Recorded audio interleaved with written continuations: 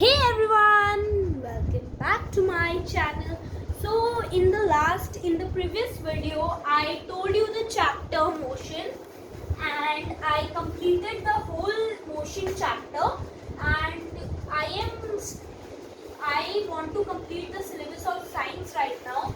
And if you are in class 9, so you must know the CBSE syllabus, that in this motion, laws of motion, that is chapter number 9, the fundamental unit of life chapter, tissues chapter, and is matter around us pure chapter.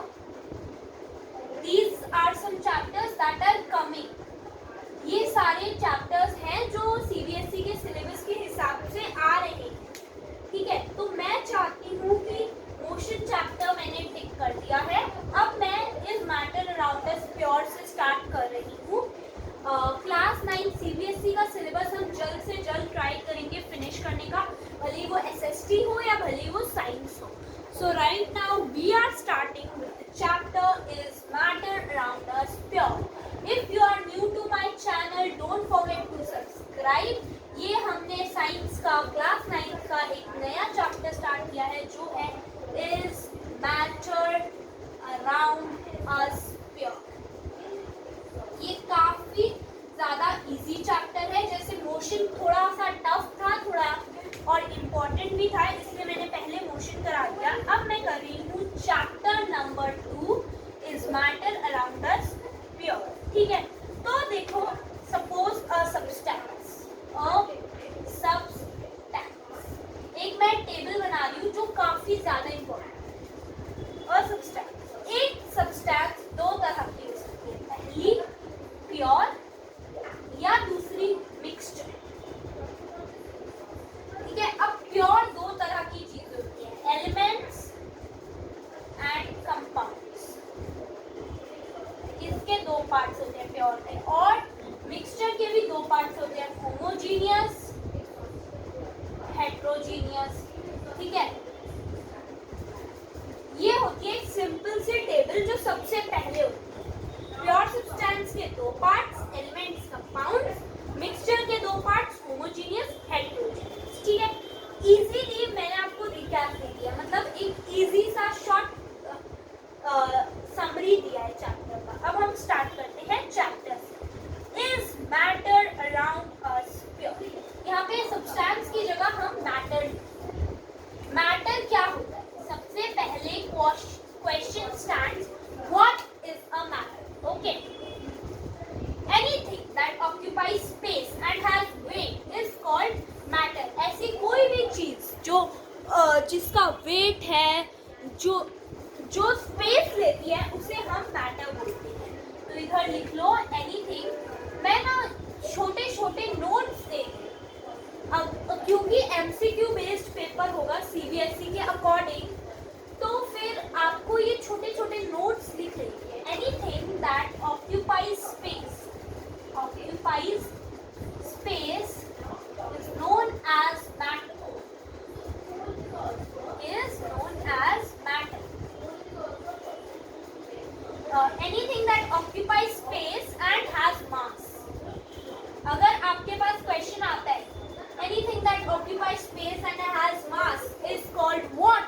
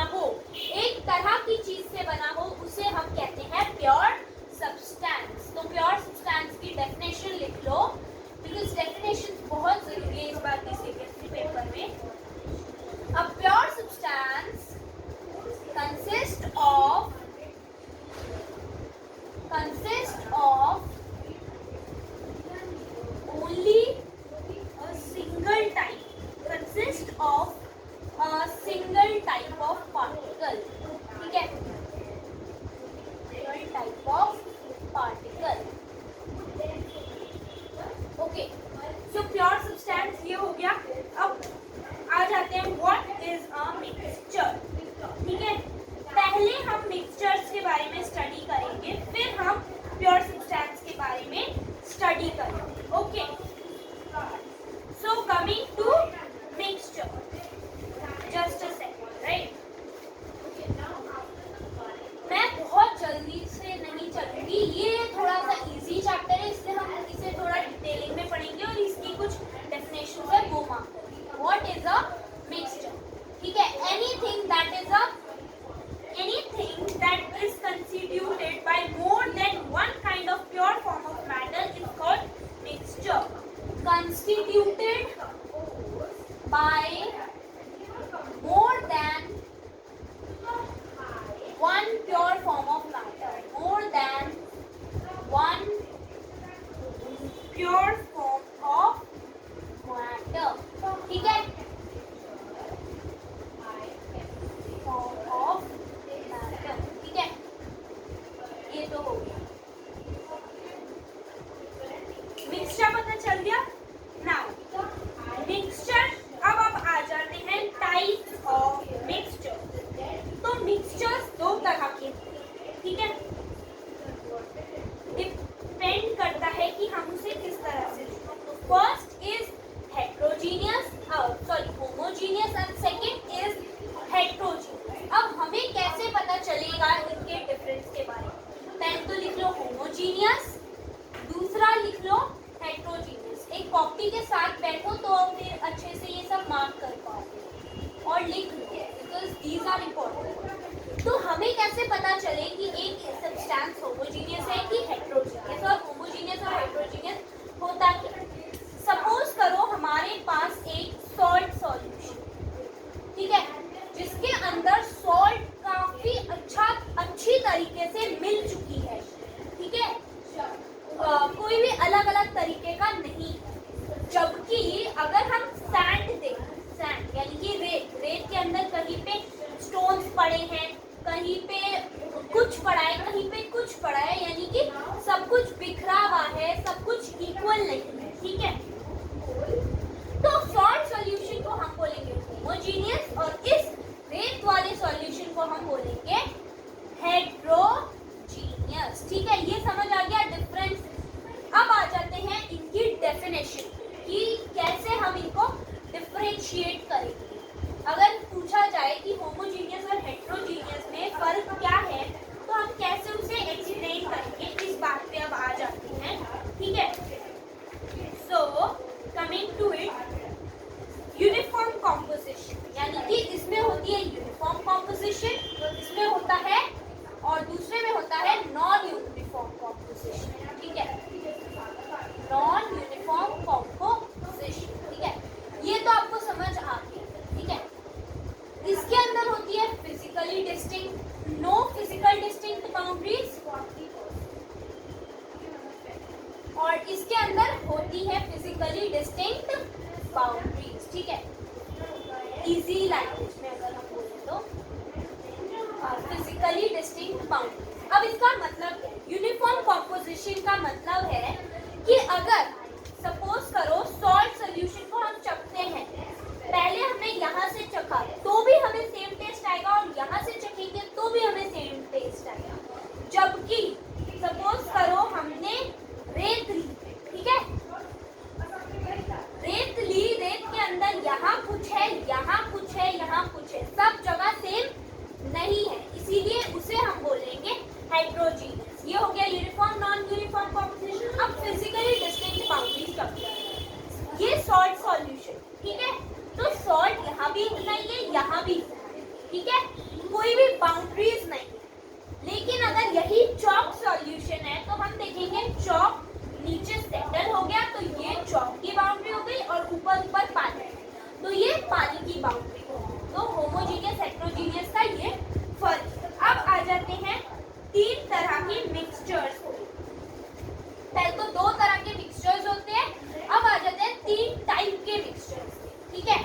तो तीन तरह के mixtures होते हैं, those are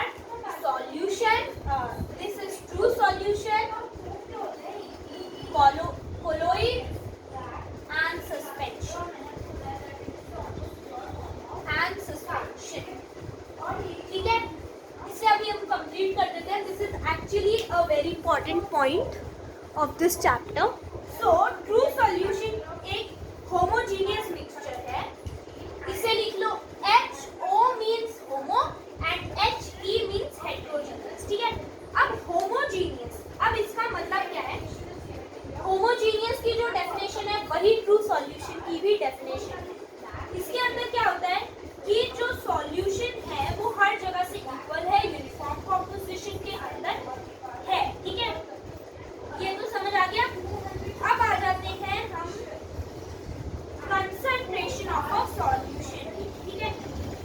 अब पहले solution के दो पार्ट्स होते हैं. सॉल्यूशन के दो पार्ट्स होते हैं, सॉल्यूट, सॉल्वेंट. अगर हम एक शुगर सॉल्यूशन की बात करते हैं तो उसके अंदर शुगर जो हो गई सॉल्यूट और पानी हो गया सॉल्वेंट. अगर हम टिंचर ऑफ आयोडीन, एक सॉल्यूशन होता है आयोडीन और अल्कोहल का, तो उसके अंदर आयोडीन हमारा सॉल्यूट है. मतलब जो भी कम अमाउंट में है वो सॉल्यूट और जो ज्यादा अमाउंट में है वो सॉल्वेंट. ठीक है, tincture of iodine. And what is a solution? A mixture of solute and solvent. The one that the substance which is lesser in the quantity is solute.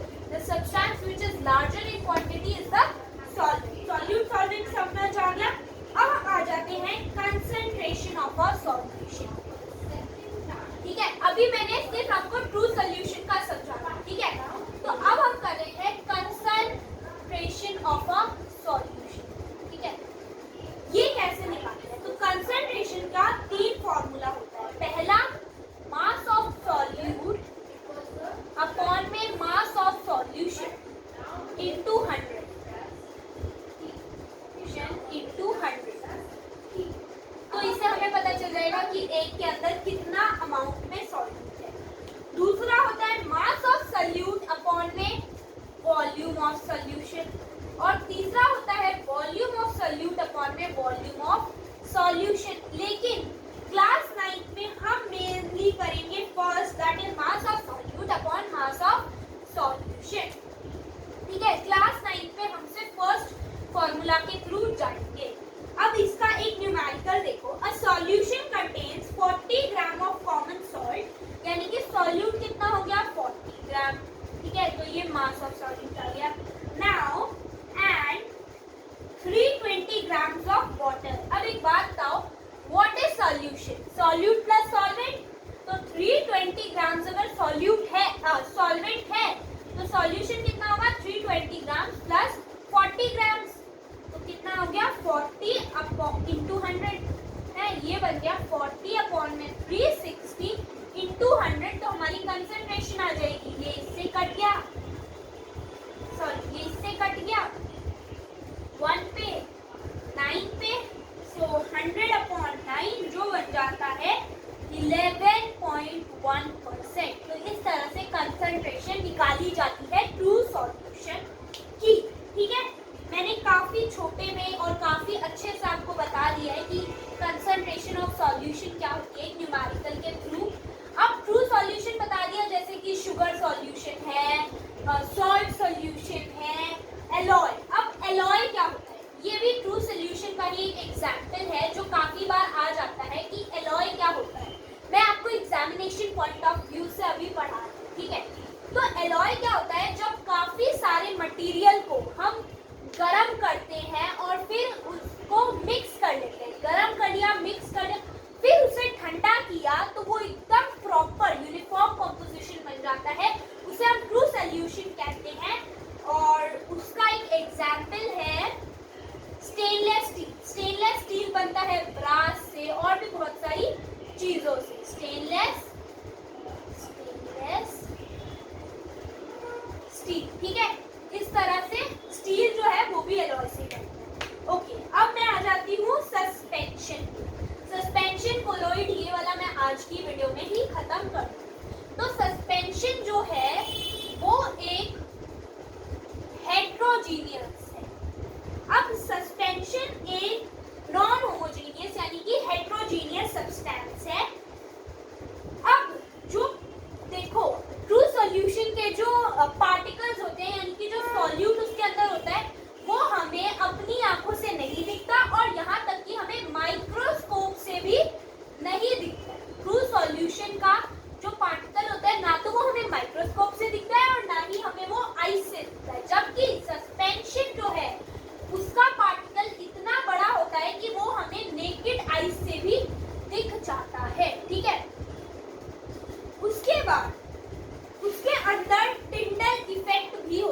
Tyndall effect क्या होता है ये मैं अभी आपको बताने वाली हूँ, what is Tyndall effect. But अभी के लिए आप मान लो कि Tyndall effect is observe, okay.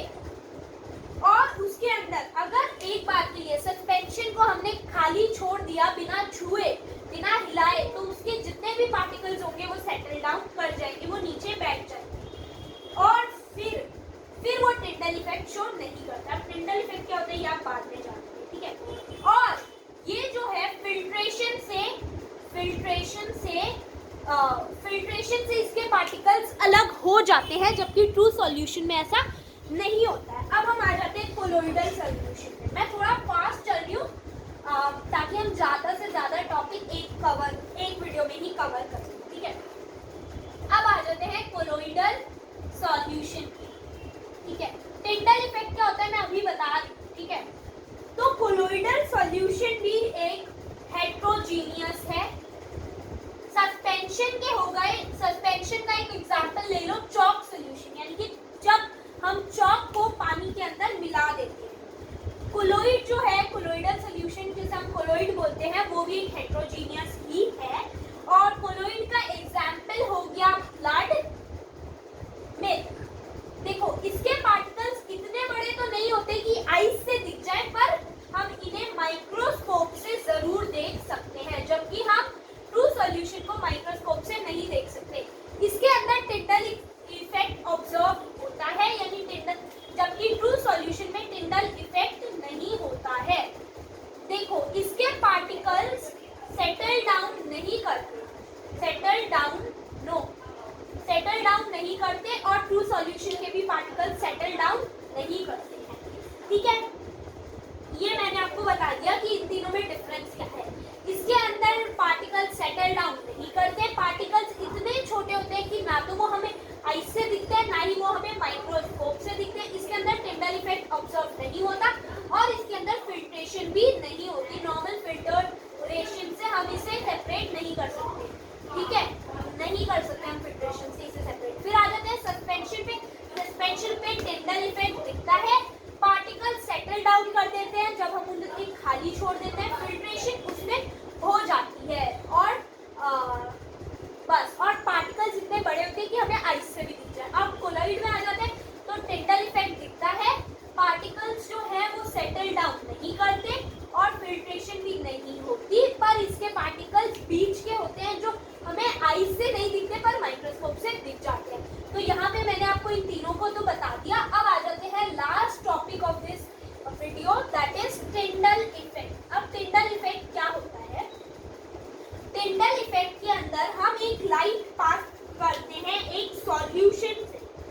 Suppose करो ये एक सॉल्यूशन है, इसके थ्रू मैं एक टॉर्च से लाइट पास करूंगी और जब ये पाथ ऑफ लाइट दिखने लगेगा उसे हम टिंडल इफेक्ट कहेंगे। कोलोइड्स और सस्पेंशन में टिंडल इफेक्ट होता है, ट्रू सॉल्यूशन में टिंडल इफेक्ट नहीं होता है। पानी को अगर आप शुगर सॉल्यूशन में देखोगे तो पाथ ऑफ लाइट नहीं दिखेगा, जबकि अगर आप दूध में देखोगे तो पाथ ऑफ लाइट दिखेगा। इसे हम बोलते हैं टिंडल इफेक्ट, जिसकी आप फोटो यहाँ पे देख सकते हो कि पानी में हमें नहीं दिख रहा है जबकि हमें दूध में दिख रहा है। थैंक्स फॉर वॉचिंग, और यही थी आज की वीडियो। आई होप आपको समझ आए। अगर कोई डाउट है comment me down, watch part 2 to read more. Okay, thank you.